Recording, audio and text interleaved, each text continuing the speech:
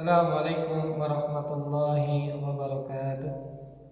Alhamdulillahilladzi anzala al-Qur'ana litakhrijan nasa minaz zulumati ilan nur.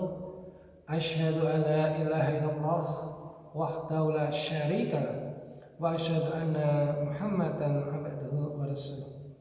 Allahumma shalli ala Muhammad wa ala alihi wa ashabihi wa azwajihi wa dzurriyyati wa man tabi'ahum bi ihsanin illa ayyamil akhir amma ba'du. Faqala Allah Ta'ala fi kitab aziz, kitaban anzalna ilaika mubarakun liyadabbaru ayatihi wa liyatadhakkara ulul albab. Al-ayat.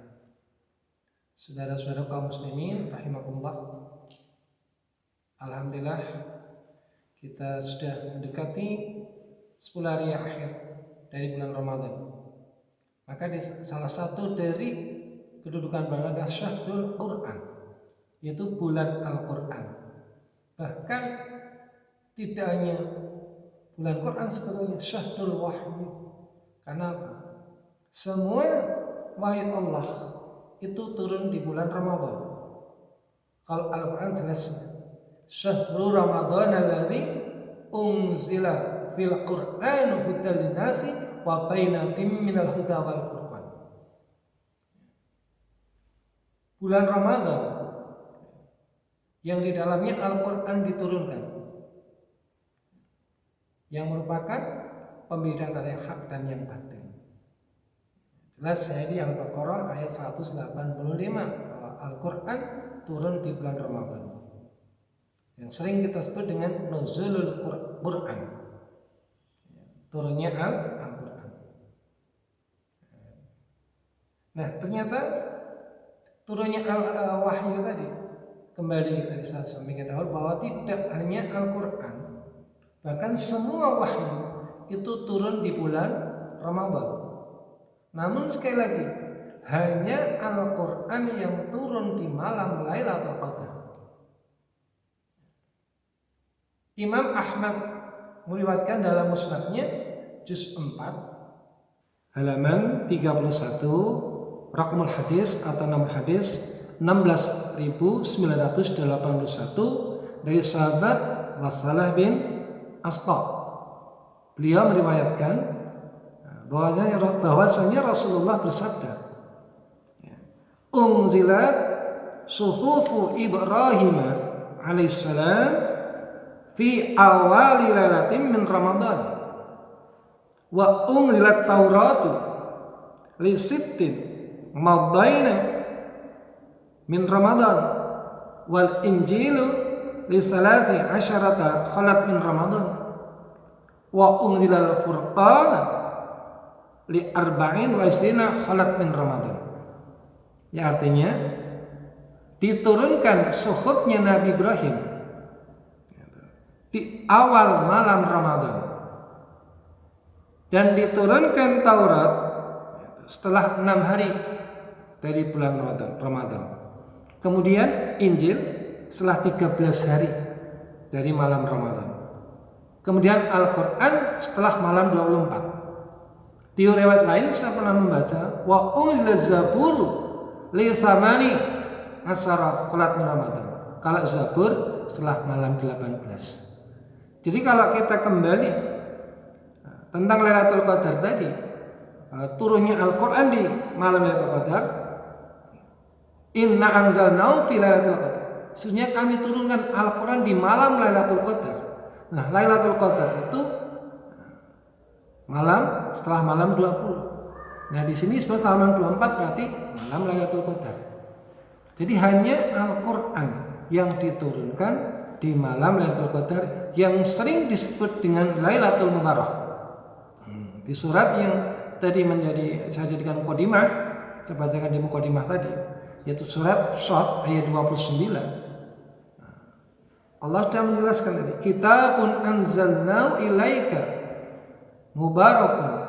Kitab ini aku turunkan di malam yang penuh barakah. Liyadabbaru ayatihi, supaya mereka menghayati ayat-ayatnya, dan waliyatadzakkara, dan supaya mendapatkan pelajaran orang-orang yang ulul albab. Liyatadzakkara ulul albab, orang-orang yang menggunakan akalnya. Nah, jadi hanya Al-Quran yang diturunkan di malam Lailatul Qadar, lainnya tidak. Nah, apa kaitannya? Kita sering mengatakan nuzulul Quran itu kata nazzala yunazzil, turun, meluncur. Kalau kemudian unzila dikata anzala, yunzilu, artinya apa? Diturunkan. Unzila fil Quran, berkaitan dengan turunnya Al-Quran. Apa perbedaannya dengan kitab-kitab sebelumnya? Semua wahyu dan kitab, suhufnya Nabi Ibrahim, suhufnya Nabi Musa, kemudian Taurat, Injil, Zabur, semua turun secara keseluruhan. Nah, sedangkan Al-Quran mengalami 2 kali turun. Ibnu Abbas, salah satu sahabat Rasulullah,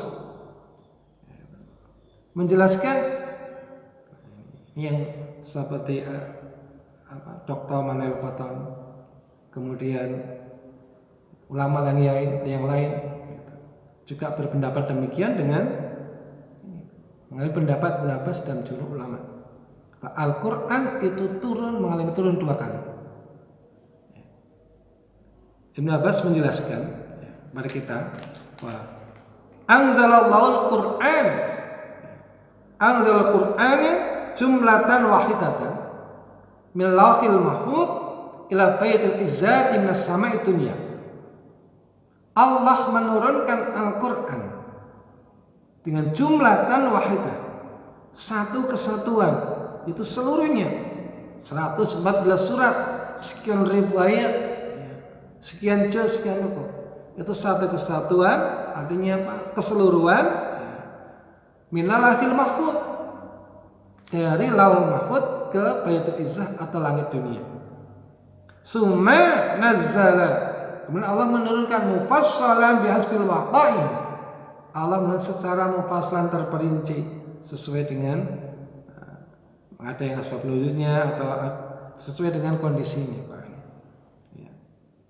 Fi salasin wa isrina,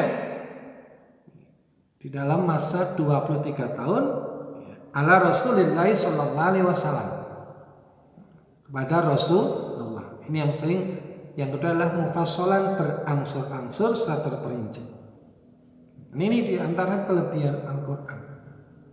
Maka disitulah kenapa sampai 2 kali.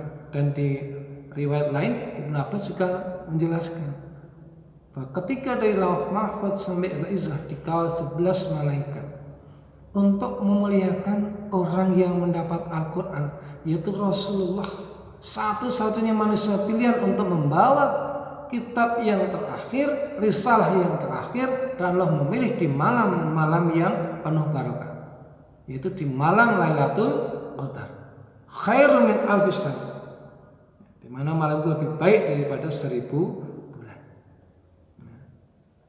Kemudian apa hikmah Rasulullah mendapatkan Al-Quran, mengemban atau menerima wahyu dari Allah Al-Quran ini dengan 2 cara.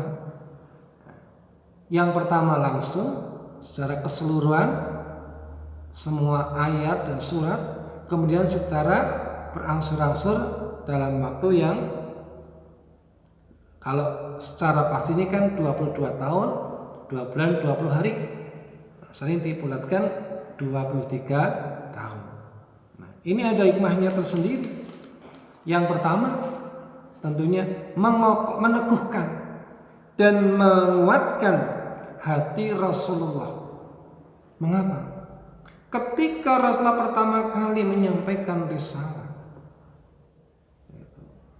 ada yang memang menerima, tapi ternyata presentasinya sedikit sekali. Bahkan yang tadinya mencintai Rasulullah, bahkan sampai menjadi besan Rasulullah, yaitu pamannya Abu Lahab,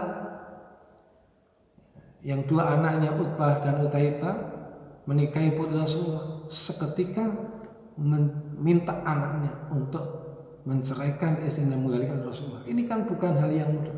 Maka secara berangsur-angsur, bertahap, ini untuk meneguhkan dan menguatkan hati Rasulullah. Karena masa yang dihadapi luar biasa. Kemudian yang kedua, menjawab tantangan dan sebagai mukjizat. Allah adalah mukjizat yang paling agung, yang luar biasa. Karena banyak sekali. Ketika ayatullah ada tandingan-tandingan dari mereka. Karena dari segi bahasanya luar biasa, tidak ada yang bisa menandingi. Bahkan ada ayat yang turun kemudian ditandingi. Al-Kautsar ditandingi, Inna Al-Kautsar ditandingi, Inna A'tainakal Jawahir. Karena memang sesuai kondisi di mana masyarakat Arab itu ahli-ahli dalam syair dengan bahasa yang luar biasa. Jadi yang kedua adalah menjawab tantangan dan sebagai mukjizat. Kemudian yang ketiga, mempermudah hafalan Al-Quran sekian surat, sekian ayat. Tentunya kalau diturunkan langsung untuk dia tidak mungkin. Maka secara bertahap utamakan apa hikmahnya kita dalam belajar atau memberikan pembelajaran, pengajaran seorang asatidz, seorang mudaris, seorang mu'allim. Orang alim tentunya akan memberikan tahapan-tahapan, step by step. Ibaratnya kita memasukkan air satu ember ke dalam botol, kalau dituangkan begitu saja tidak mungkin, sedikit demi sedikit. Nah itulah untuk memudahkan mempelajari Al-Quran, menghafalkan, bahkan kemudian mengamalkan, mempraktekkan. Nah kemudian yang selanjutnya itu kesesuaian dengan peristiwa dan penahapan dalam penetapan hukum. Tidak hanya ayatnya yang, tapi juga itu dalam menetapkan hukum. Mungkin bisa kita lihat di dalam penetapan hukum khamr, kan tidak langsung, bertahap. Yang terakhir sebagai bukti konkret bahwa Al-Quran itu datang dari Allah. Inna nahnu nazzalna dzikra wa inna lahu lahafidun. Sesungguhnya kami yang menurunkan Al-Quran, al-dzikra sebagai pelajaran, dan sungguh kami yang akan menjaganya. Nah ini jaminan dari Allah. Menjadi bukti kalau Al-Quran itu datang dari Rasulullah, tentunya akan banyak pertentangan. Sehingga ketika Aisyah ditanya bagaimana akhlak Rasulullah, akhlak Al-Quran, Rasulullah itu akhlaknya Al-Quran. Jadi semua Al-Quran selain sudah hafal, sudah masuk ke dalam jiwa Rasulullah, sekaligus Rasulullah adalah manusia teladan utama, manusia Quran.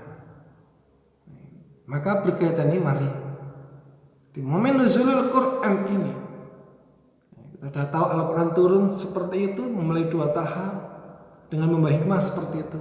Nah bagi kita mari, tadi di mukadimah kembali, Allah menurunkan di malam penuh barokah supaya apa? Liyadabbaru ayatihi, dihayati ayatnya, ditadaburkan, supaya kita apa? Mendapatkan pelajaran bagi orang yang menggunakan akalnya. Maka apa yang silakan? Pertama, kita harus selalu membaca Al-Quran, harus kemudian selalu mencintai Al-Quran dengan setiap saat kita baca Al-Quran. Kemudian sedikit banyak kita harus mau mempelajari isi Al-Quran. Datangilah orang-orang yang ahli dalam Al-Quran, ahli tafsir, ahli qiraahnya, bacaannya. Insya Allah Al-Quran betul menjadi hudal lil muttaqin, menjadi al-furqan bagi kita, petunjuk bagi kita sepanjang hidup kita. Nah, semoga dalam waktu yang singkat ini, di momen nuzul Quran, Quran betul menjadi pedoman hidup kita, menjadi tuntunan dalam segala segi kehidupan kita. baik kehidupan individu, hubungan kita kepada Allah, dan hubungan bersama, bahkan hubungan kepada alam sekitar, bahkan dalam sosial masyarakat, karena Al-Quran mengatur itu semuanya. Terima kasih, semoga ada manfaatnya. Kalau ada benarnya, itu datangnya dari Allah, ada kurangnya dari saya sendiri, mohon dikoreksi dan dimaafkan. Assalamualaikum warahmatullahi wabarakatuh.